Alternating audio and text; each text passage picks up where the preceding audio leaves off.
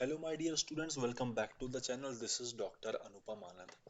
Revolution crash course में हमने सबसे पहले यूनिट ह्यूमन फिजियोलॉजी को शुरू किया है और उसमें हम लोगों ने first chapter digestion and absorption से इसकी शुरुआत की है। फर्स्ट पार्ट हम डाइजेशन एंड एब्जॉर्प्शन चैप्टर का कवर कर चुके हैं। आज इस सेकंड पार्ट में हम डाइजेस्टिव ग्लैंड से चैप्टर की शुरुआत करने जा रहे हैं। दो तीन तरह के डाइजेस्टिव ग्लैंड्स एसोसिएटेड होते हैं एलिमेंट्री कैनाल से। ये कौन से हैं? सैलिवरी ग्लैंड, लिवर और पैनक्रियाज। ये तीन तरह के डाइजेस्टिव ग्लैंड हैं जो कि एलिमेंट्री कैनाल के साथ एसोसिएटेड यानी जुड़े हुए रहते हैं। सलाइवा की अगर हम बात करें तो ये मेनली प्रोड्यूस होता है three pairs of salivary gland से। ये कौन कौन से हैं? पैरोटिड जो कि चीक में यानी कि गाल में पाया जाता है, सब मैक्सिलरी सब मैंडिबुलर जो कि लोअर जॉ में पाया जाता है, और सब लिंगुअल जो कि बिलो द टंग यानी कि हमारे जीभ के नीचे पाया जाता है। ये तीन पेयर ऑफ सलाइवरी ग्लैंड है, यानी टोटल 6 सलाइवरी ग्लैंड है जो कि सलाइवा को सेक्रीट करते हैं। और ये जो तीन पेयर ऑफ सलाइवरी ग्लैंड है ये लोकेटेड होते हैं आउटसाइड द बक्कल कैविटी। इस बात को हम याद रखेंगे कि ये outside the buccal cavity located है, लेकिन जो भी सलाइवरी जूस यानी सलाइवा रिलीज करते हैं वो बक्कल कैविटी में करते हैं। आउटसाइड द बक्कल कैविटी है, बक्कल कैविटी के बाहर है, क्योंकि अगर ये बक्कल कैविटी के अंदर होते तो जब हम अपना मुंह खोलते बक्कल कैविटी के अंदर देखते तो हम टीथ और टंग के साथ साथ सलाइवरी ग्लैंड भी हमें वहां पर मिलता, लेकिन ऐसा तो होता नहीं है। इसीलिए हम कह रहे हैं कि ये बक्कल कैविटी के बाहर पाए जाते हैं। लिवर जो है वो बॉडी का लार्जेस्ट ग्लैंड होता है। Liver is the largest gland of the body, weighing about 1.2 to 1.5 kg in an adult human। ये याद रखिएगा, लिवर एक लार्जेस्ट ग्लैंड है जिसका वेट 1.2 से 1.5 किलो होता है। ये सिचुएटेड होता है एब्डोमिनल कैविटी के अंदर जस्ट बिलो द डायाफ्राम, और इसके दो लोब्स होते हैं। डायाफ्राम के जस्ट नीचे होता है। अब देखिए, अगर हम बात करें हिपैटिक लोब्यूल के बारे में तो हिपैटिक लोब्यूल क्या होता है? Hepatic lobule is the structural and functional unit of liver, जिसमें हिपैटिक सेल्स होते हैं, और ये हिपैटिक सेल अरेंज होते हैं in the form of cord. ये बड़ा ही इंपॉर्टेंट पॉइंट है, इसे हमें याद रखना चाहिए।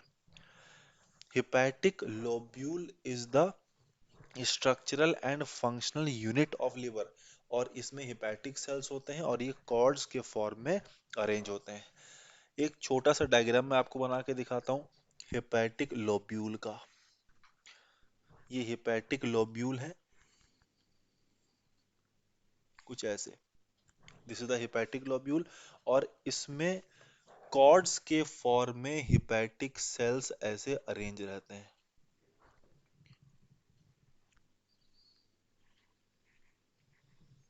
ये हिपैटिक सेल्स हैं जो कि कॉर्ड के फॉर्म में अरेंज है। These are the hepatic cells. Hepatic lobule structural and functional unit है, और इसमें जो हिपैटिक सेल्स हैं वो कॉर्ड के फॉर्म में अरेंज होते हैं। ईच लोब्यूल यानी जो हिपैटिक लोब्यूल है वो कवर्ड होता है एक थिन कनेक्टिव टिश्यू की शीट से, कवरिंग से, जिसे कहते हैं ग्लिसन्स कैप्सूल। यानी अगर ये हिपैटिक लोब्यूल का स्ट्रक्चर आपको दिख रहा है तो इसके ऊपर एक पतली चादर जैसी लेयर लगी होती है, थिन कनेक्टिव टिश्यू की शीथ ऐसे लगी होती है, जिसे हम कहते हैं ग्लिसन्स कैप्सूल। ये क्या है? ग्लिसन्स कैप्सूल है। Glisson's capsule.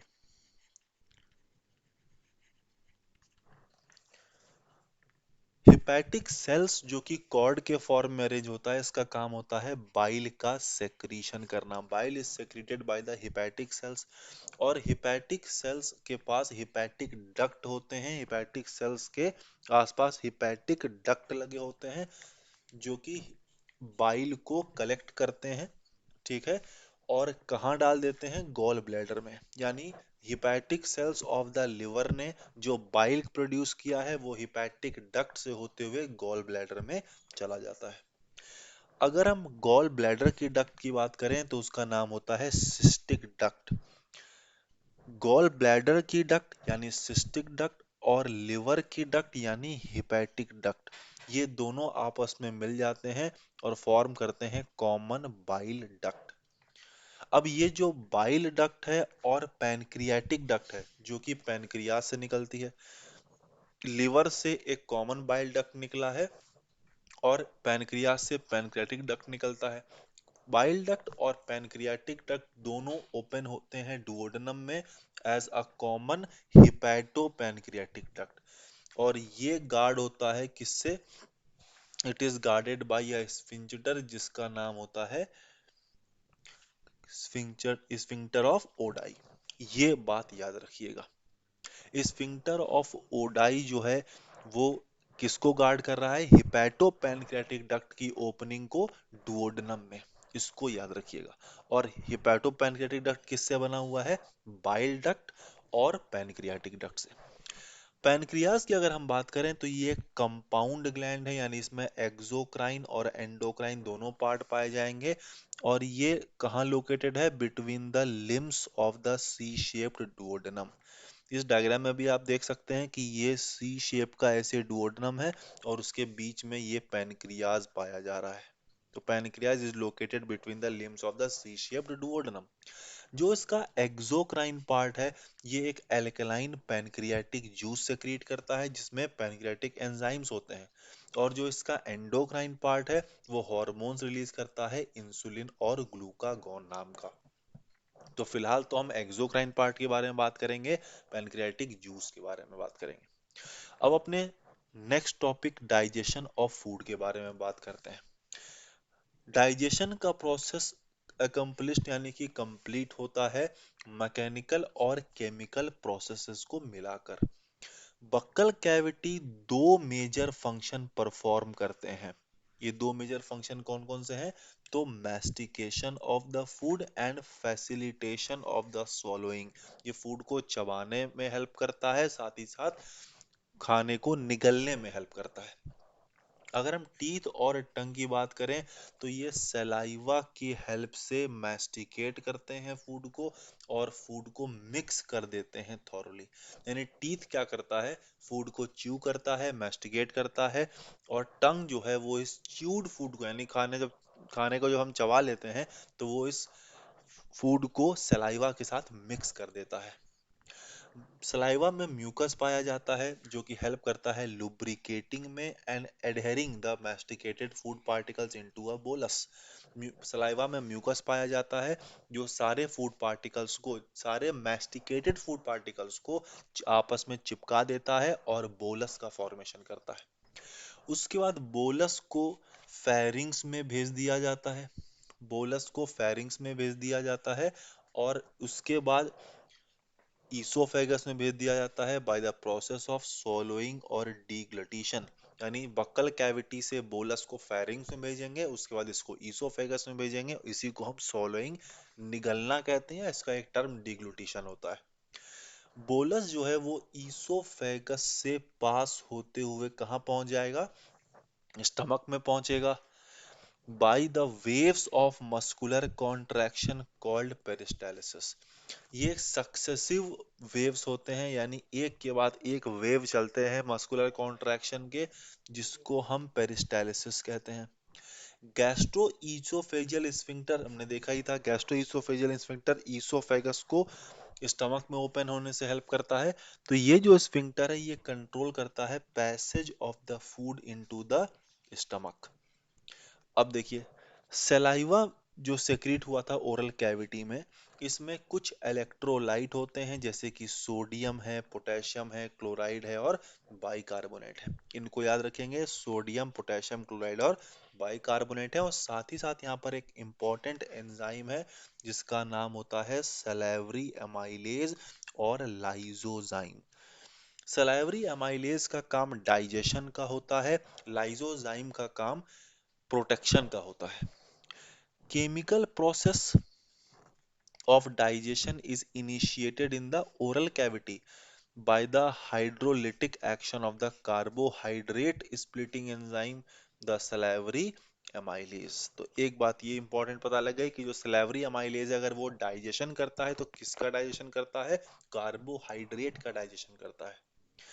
30% of the starch, starch का मतलब यहाँ पर कार्बोहाइड्रेट से है, तो 30% ऑफ जो स्टार्च है वो इसी एंजाइम से यानी सलेवरी अमाइलेज से ही हाइड्रोलाइज हो जाता है into a disaccharide called maltose. Starch एक पॉलीसेगराइड है जिसको डाइजेस्ट करके डाइसेगराइड माल्टोज में कन्वर्ट कर दिया जाता है। जो लाइजोजाइम है वो क्या करता है, एंटी बैक्टीरियल एजेंट की तरह काम करता है।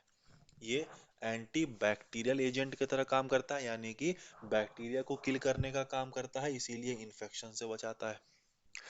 अब एक इंपॉर्टेंट यहाँ पर एक रिएक्शन लिखी हुई है, स्टार्च ने कन्वर्ट हुआ किस में, माल्टोज में। Starch is converted into maltose by the action of slavery amylase, और पीएच जरूर याद रखिएगा 6.8 है, पीएच इज 6.8। अब स्टमक की बात करते हैं, क्योंकि जो फूड है वो ईसोफेगस से होते हुए स्टमक में आ चुका है। स्टमक की जो म्यूकोसा है उसमें गैस्ट्रिक ग्लैंड होते हैं, और गैस्ट्रिक ग्लैंड में तीन मेजर सेल्स पाए जाते हैं। एक को हम कहते हैं म्यूकस नेक सेल जो कि म्यूकस सेक्रीट करता है। दूसरा पेप्टिक या चीफ सेल जो कि प्रो एंजाइम पेप्सिनोजेन रिलीज करता है। प्रो एंजाइम का मतलब यहाँ पर इनएक्टिव एंजाइम से है। Pepsinogen is a inactive enzyme. किसी भी एंजाइम के आगे अगर आप याद रखिएगा जेन लगा है या उसके पहले प्रो लगा हुआ है, इसका मतलब वो इनएक्टिव फॉर्म में है। तो पेप्टिक सेल या चीफ सेल सेक्रीट करते हैं पेप्सिनोजेन। पेराइटल सेल या ऑक्जिंटिक सेल्स सेक्रीट करते हैं HCl और इंट्रिंसिक फैक्टर, जिस जो कि विटामिन B12 के एब्जॉर्प्शन को के लिए एसेंशियल है। विटामिन B12 का एब्जॉर्प्शन करवाता है। विटामिन B12 का नाम होता है साइनेको बालामीन। विटामिन B12 के बारे में एक बात याद रखिएगा कि इसमें कोबाल्ट नाम का मेटल होता है। तो तीन सेल हो गए, म्यूकस नेक सेल जो म्यूकस सेक्रीट कर रहा है, पेप्टिक या चीफ सेल जो कि पेप्सिनोजेन सेक्रीट कर रहा है, पेराइटल या ऑक्जिंटिक सेल जो कि HCl और इंट्रिंसिक फैक्टर सेक्रीट कर रहा है।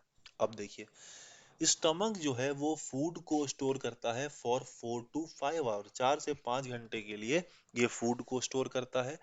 फूड जो है यहाँ पर मिक्स होता है थॉरोली, अच्छे से मिक्स हो जाता है by acidic gastric juice. Gastric juice acidic nature के होते हैं, किन मूवमेंट से, चर्निंग मूवमेंट की वजह से। स्टमक में जो मूवमेंट होती है उन्हें चर्निंग मूवमेंट कहा जाता है।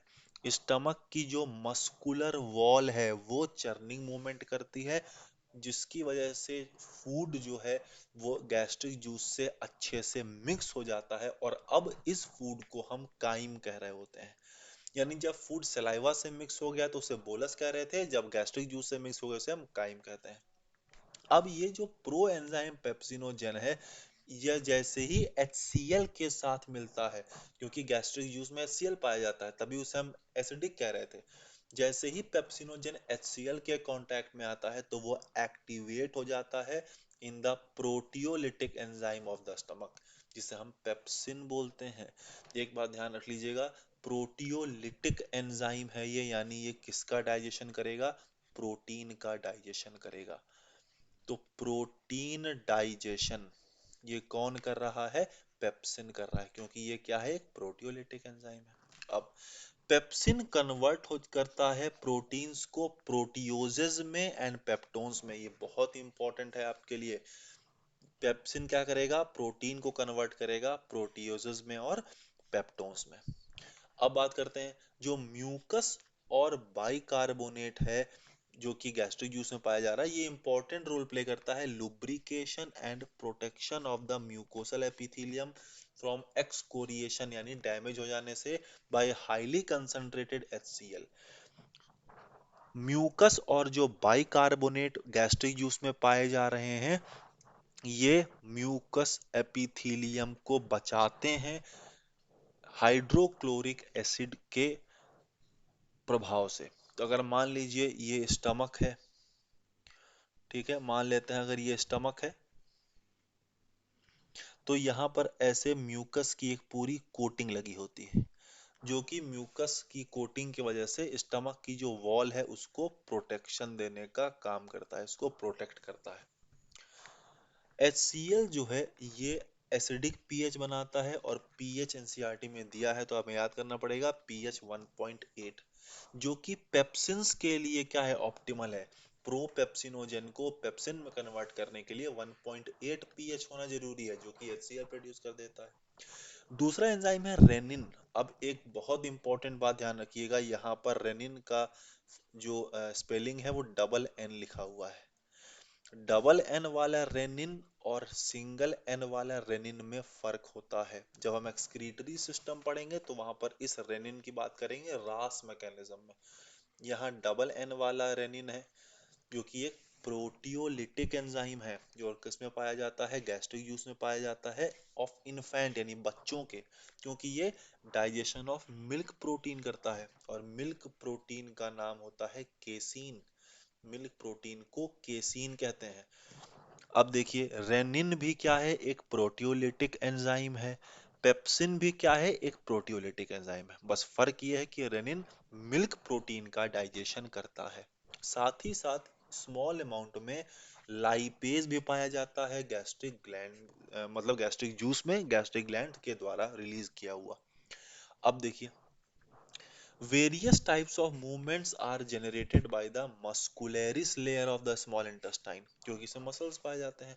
ये जो मूवमेंट होते हैं ये थॉरो मिक्सिंग कराते हैं फूड का with the various secretions in the intestine, thereby ये क्या फैसिलिटेट करते हैं, डाइजेशन को। तो मस्कुलर वॉल जो है वो क्या कर रहा है, चर्निंग मूवमेंट कर, चर्निंग नहीं, थॉरो मिक्सिंग कराता है, किससे, अलग अलग तरह के मूवमेंट्स करवा के। ठीक है, चलिए अब बाइल की बात करते हैं। बाइल और पैनक्रियाटिक जूस और इंटेस्टाइनल जूस, ये तीनों स्मॉल इंटेस्टाइन में रिलीज होते हैं। जो कि अभी हमने देखा था कि जो लिवर से बाइल डक्ट निकल रहा था, और पैनक्रियाटिक डक्ट जो पैनक्रियास से निकल रहा था, ये दोनों डुओडम में ओपन हो रहे थे। और डुओडम किसका पार्ट है, स्मॉल इंटेस्टाइन का पार्ट। अब देखिए, पैनक्रियाटिक जूस और बाइल ये दोनों रिलीज होते हैं through hepato pancreatic duct. Pancreatic juice में कौन कौन से इनएक्टिव एंजाइम है, देखिए, ट्रिप्सिनोजेन। मैंने आपसे पहले कहा अगर जेन लगा है किसी के आगे तो वो इनएक्टिव होगा। तो trypsinogen, chymotrypsinogen, procarboxypeptidases, amylases, lipases, nucleases. ठीक है, ये 6 अलग अलग तरह के एंजाइम हैं पैनक्रियाटिक जूस में। Trypsinogen, chymotrypsinogen, procarboxypeptidases, amylases, lipases और न्यूक्लिएजेस। ट्रिप्सिनोजेन जो है ये एक्टिवेट होता है बाय एन एंजाइम एंटेरोकाइनेज। ये बहुत ही ज्यादा इंपॉर्टेंट है। आपसे पूछेगा ट्रिप्सिनोजेन को कौन एक्टिवेट करता है, एंटेरोकाइनेज एक्टिवेट करता है, जो कि इंटेस्टाइनल म्यूकोसा से सेक्रीट होता है। तो ये ट्रिप्सिनोजेन को ट्रिप्सिन में कन्वर्ट कर देता है, इनएक्टिव ट्रिप्सिनोजेन को एक्टिव ट्रिप्सिन में कन्वर्ट कर देता है। और ये जो ट्रिप्सिन है ये जो दूसरे एंजाइम्स हैं पैनक्रियाटिक जूस को उनको एक्टिवेट कर देगा। यानी ट्रिप्सिनोजेन एक्टिवेट हुआ एंटेरोकाइनेज से। इसके अलावा जितने हैं, काइमोट्रिप्सिनोजेन, प्रोकार्बोक्सीपेप्टिडेज, एमाइले, लाइपेज, ये सब एक्टिवेट हो जाते हैं किससे, ये एक्टिवेट हो जाते हैं ट्रिप्सिन से। अब देखिए, बाइल जो कि डुओडेनम में रिलीज किया गया है, इसमें बाइल पिगमेंट होते हैं, bilirubin and biliverdin. Bile salt होते हैं, कोलेस्ट्रॉल होता है और फॉस्फोलिपिड होता है, लेकिन कोई एंजाइम नहीं पाया जाता है। ये बहुत इंपॉर्टेंट है आपके लिए। यहाँ पर अलग अलग तरह के बाइल पिगमेंट, बाइल सॉल्ट सब पाए जा रहे हैं, कोलेस्ट्रॉल भी है, फॉस्फोलिपिड भी है, लेकिन यहाँ पर क्या नहीं है, यहाँ पर कोई भी एंजाइम नहीं है। इस बात को हमें याद रखना पड़ेगा। यहाँ पर लिखा है कि bile juice contain bile salt. तो दो तरह के बाइल सॉल्ट पाए जाते हैं, दो तरह के बाइल सॉल्ट होते हैं। एक को हम कहते हैं सोडियम ग्लाइकोलेट। दो तरह के बाइल सॉल्ट हैं, एक का नाम है सोडियम ग्लाइकोलेट और दूसरे का नाम है सोडियम टोरोकोलेट। तो दो अलग अलग तरह के बाइल सॉल्ट हैं। ये मैं लिख नहीं रहा हूं क्योंकि उतना डिटेल में याद रखने की आपको जरूरत नहीं है, एनसीईआरटी को ही हम सिर्फ कवर कर रहे हैं। तो एनसीईआरटी में किसी भी तरह के बाइल सॉल्ट का नाम नहीं दिया है। वैसे बाइल सॉल्ट का नाम है sodium glycolate and sodium taurocholate. ठीक है। अब देखिए यहाँ पर फॉस्फोलिपिड भी हैं, सब कुछ है, लेकिन यहाँ पर एंजाइम नहीं है, इस बात को ध्यान रखेंगे। बाइल करता क्या है, ये इमल्सिफिकेशन ऑफ फैट में हेल्प करता है, यानी breaking down of fat into very small micelles. Fat के छोटे छोटे पार्टिकल्स को हम क्या कहते हैं, मिसल्स कहते हैं। ठीक है। अब जरा देखिए, अब देखिए, bile also activate the lipase. ठीक है, बाइल लाइपेज को भी एक्टिवेट करता है, यानी फैट के डाइजेशन को एक्टिवेट कर रहा है, क्योंकि फैट का डाइजेशन तो लाइपेज ही करता है। इसलिए चलिए अब बात करते हैं इंटेस्टाइनल म्यूकोसल एपिथेलियम में गॉबलेट सेल्स होते हैं। जो इंटेस्टाइन की म्यूकोसल एपिथेलियम है उनमें गॉबलेट सेल है, जो क्या सेक्रीट करते हैं, म्यूकस सेक्रीट करते हैं। ये क्या सेक्रीट कर रहे हैं, इंटेस्टाइन की जो म्यूकोसल एपिथेलियम है उनमें गॉबलेट सेल्स होती हैं, और ये क्या रिलीज करती हैं, म्यूकस रिलीज करती हैं। अब आगे बढ़ते हैं, चलिए। Secretion of the brush border cells of the mucosa along with the secretion of goblet cells, ये intestinal juice बनाता है, जिसको सक्कस एंटेरिकस कहते हैं। अब म्यूकोसा की brush border cells along with the secretion of goblet cell, ये बनाता है इंटेस्टाइनल जूस, जिसे हम सक्कस एंटेरिकस कहते हैं। ये जो जूस है इसमें क्या होते हैं, वैरायटी ऑफ एंजाइम होते हैं, जैसे कि डाइसेग्राइडेजेस, डाइपेप्टाइडेजेस, लाइपेजेस, न्यूक्लियोसाइडेजेस एटसेट्रा। तो ये जो सक्कस एंटेरिकस है इसमें अलग अलग तरह के एंजाइम है, जैसे कि डाइसेग्राइडेजेस की अगर हम बात करें तो एक एग्जांपल यहाँ पर माल्टेज लिखा है। डाइपेप्टाइडेजेस, लाइपेजेस, न्यूक्लियोसाइडेजेस, अलग अलग तरह के एंजाइम होते हैं। जो म्यूकस है along with the bicarbonate from the pancreas, ये प्रोटेक्ट करता है इंटेस्टाइनल म्यूकोसा को from the acid, as well as provide an alkaline medium pH 7.8। ठीक है, फॉर एंजाइमेटिक एक्टिविटीज। सब mucosal gland, Brunner's gland also help in this. देखिए, मैंने आपसे पहले बताया था कि सब म्यूकोसा में ब्रूनर्स ग्लैंड पाया जाता है। सब mucosa of the duodenum contains Brunner's gland. तो जो म्यूकस है along with द बाइकार्बोनेट, ये क्या करता है, पैनक्रियास से म्यूकस और जो बाइकार्बोनेट निकल रहे हैं ये प्रोटेक्ट करते हैं इंटेस्टाइनल म्यूकोसा को। साथ ही साथ एल्कलाइन मीडियम भी प्रोवाइड करते हैं, जिससे कि ये जितने एंजाइम्स हैं वो एक्टिवेट हो जाए। इससे दो बातें पता लगती है, पहली बात तो ये प्रोटेक्शन दे रहा है, दूसरी बात गैस्ट्रिक जूस में जो एंजाइम है उनको एक्टिवेट होने के लिए एसिडिक पीएच चाहिए 1.8, जो कि HCl प्रोड्यूस कर रहा है। इंटेस्टाइन के जो एंजाइम्स हैं उनको एक्टिवेट होने के लिए एल्कलाइन मीडियम चाहिए। ठीक है, पीएच 7.8। अब आगे बढ़ते हैं। अब प्रोटीन्स, प्रोटियोजेज और पेप्टोन्स। पेप्टोन्स क्या है, पार्शियली हाइड्रोलाइज्ड प्रोटीन्स, जो कि पार्शियली डाइजेस्ट हो चुके हैं। ये काइम में है, काइम वो फूड था जिसमें गैस्ट्रिक जूस मिक्स हो गया था। अब जो प्रोटीन्स हैं, प्रोटियोजेज हैं, पेप्टोन हैं, जो कि काइम में प्रेजेंट है, ये आ जाते हैं इंटेस्टाइन में। और इंटेस्टाइन जो है, इंटेस्टाइन अब इनका डाइजेशन करेगा। क्यों, क्योंकि इंटेस्टाइन में पैनक्रियाटिक जूस निकला है, बाइल जूस निकला है, इंटेस्टाइनल जूस है।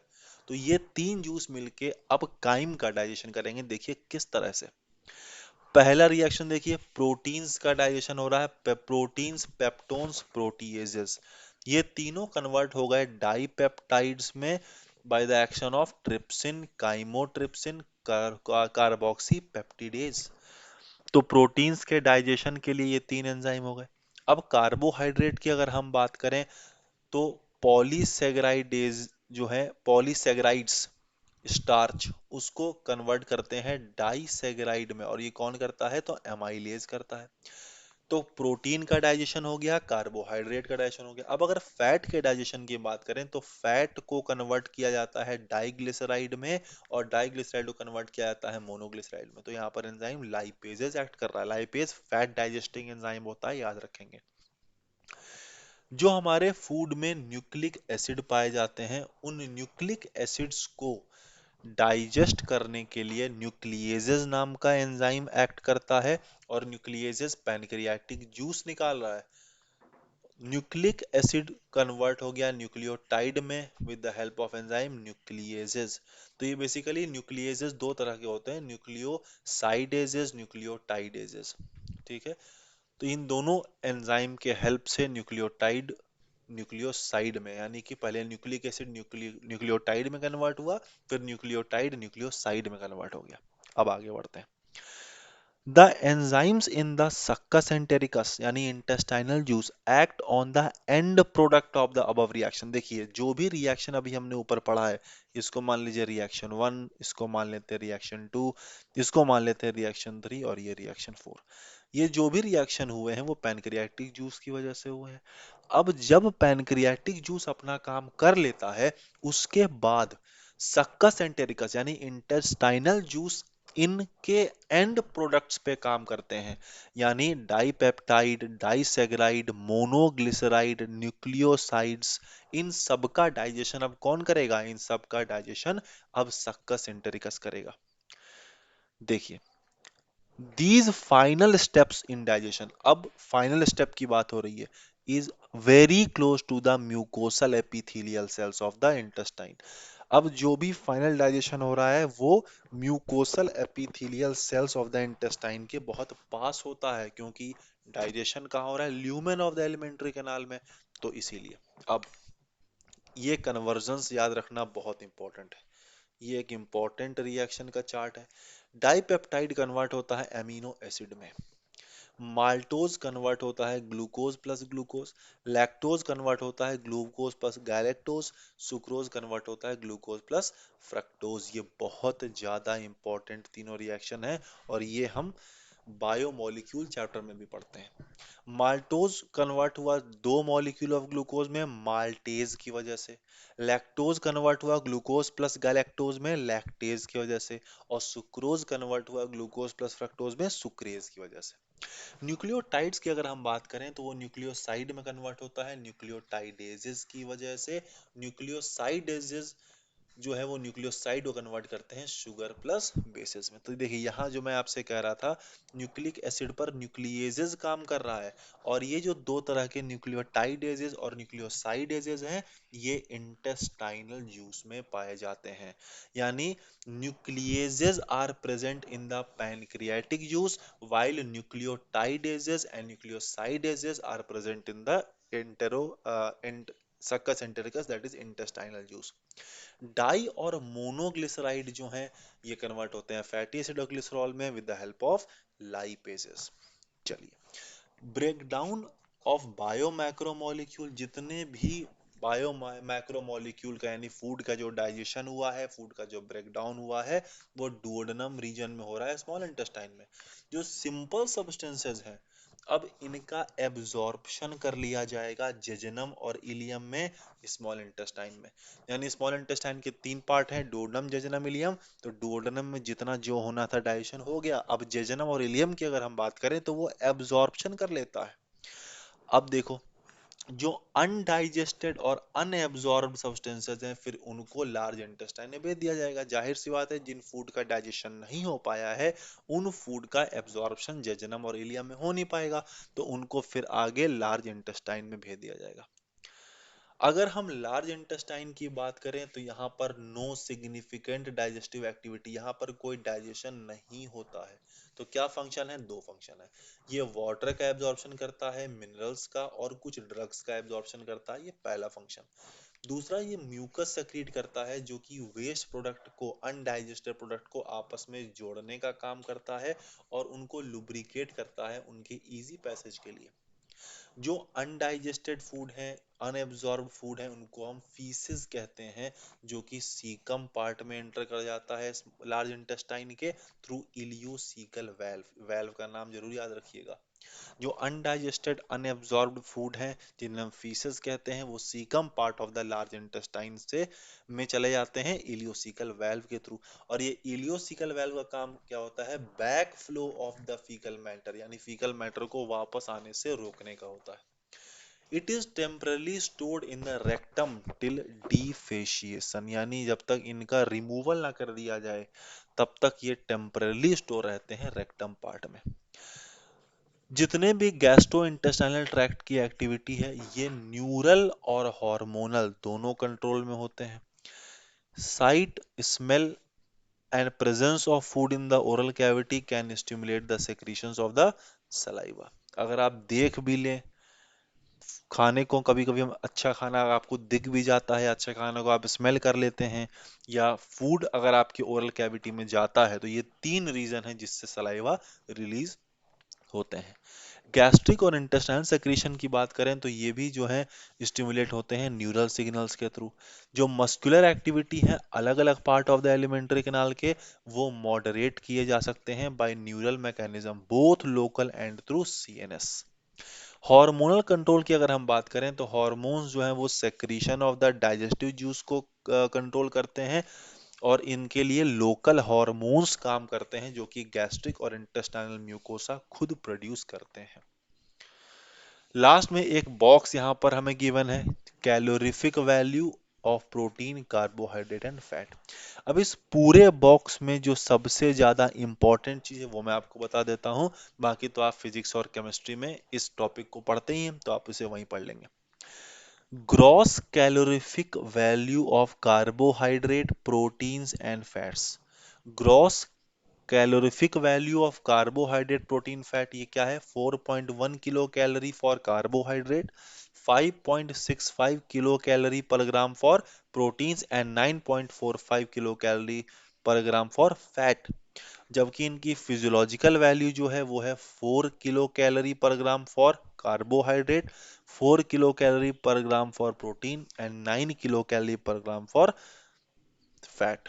तो इन कार्बोहाइड्रेट, प्रोटीन और फैट, इन तीनों का आप ग्रॉस कैलोरीफिक वैल्यू और फिजियोलॉजिकल वैल्यू दोनों याद रखेंगे। अब चूंकि एनसीईआरटी में ये ऐड कर दिया गया है तो इससे नीट में क्वेश्चन आ सकता है। नेक्स्ट टर्म में या नेक्स्ट वीडियो में, नेक्स्ट लेक्चर में हम लोग इस चैप्टर को एंड कर देंगे, क्योंकि केवल दो ही पार्ट आपके इस चैप्टर में बच रहे हैं। इस तरह के आप अगर और वीडियोस हमसे चाहते हैं, आप चाहते हैं कि ये क्रैश कोर्स हम कंटिन्यू करें, टोटल 38 चैप्टर जो नीट में आते हैं उसे हम कवर करें, तो वीडियो को लाइक करिए, ज़्यादा से ज़्यादा शेयर करिए, अपना प्यार इस क्रैश कोर्स को दीजिए ताकि हम इस क्रैश कोर्स को एंड तक कंटिन्यू करें। All the best.